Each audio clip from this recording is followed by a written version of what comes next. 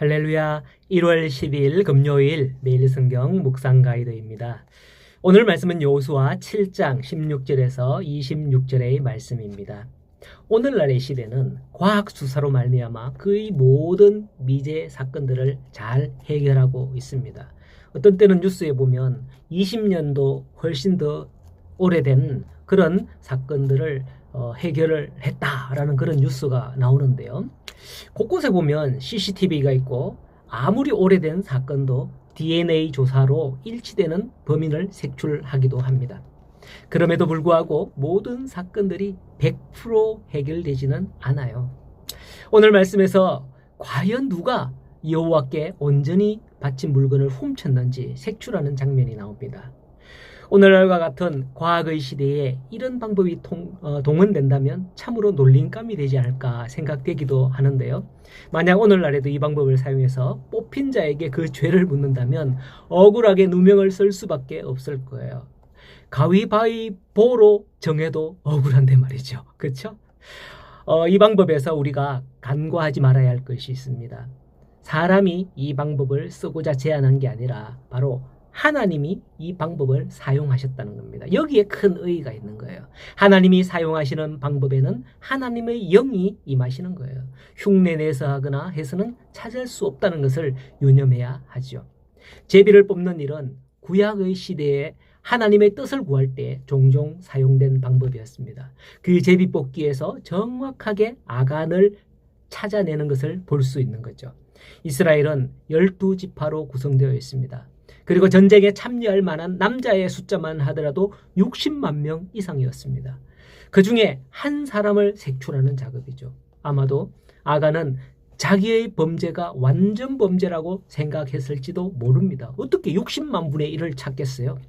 그는 사람들의 눈을 완벽하게 피했습니다. 그래서 사람들은 그런 일이 있었는지조차 모르고 있었죠. 당시는 전쟁 상황이었고 아간의 행동에 주목할 만한 여유가 없었던 거예요. 하지만 이 틈을 노리고 아간은 그 훔친 물건을 자기의 장막에 감추었던 거죠. 인간적으로 보면 그야말로 완전 범죄인 거예요. 과연 그럴까요?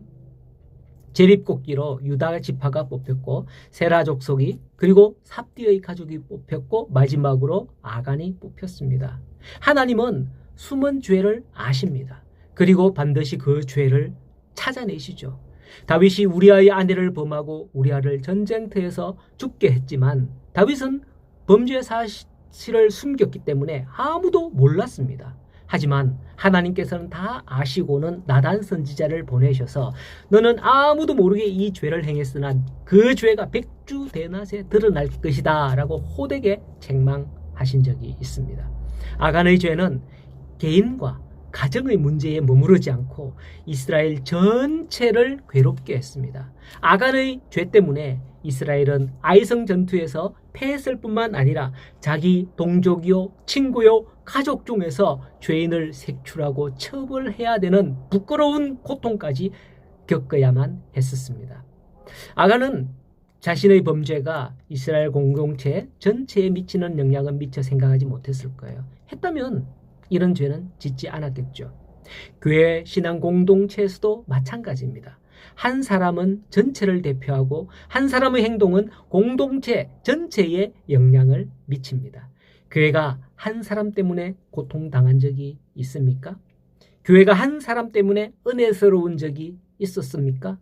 물론 은혜스러운 일보다는 고통스러운 일을 겪었을 때가 더 뼈에 사무치기 때문에 기억이 지금도 날 수도 있을 거예요.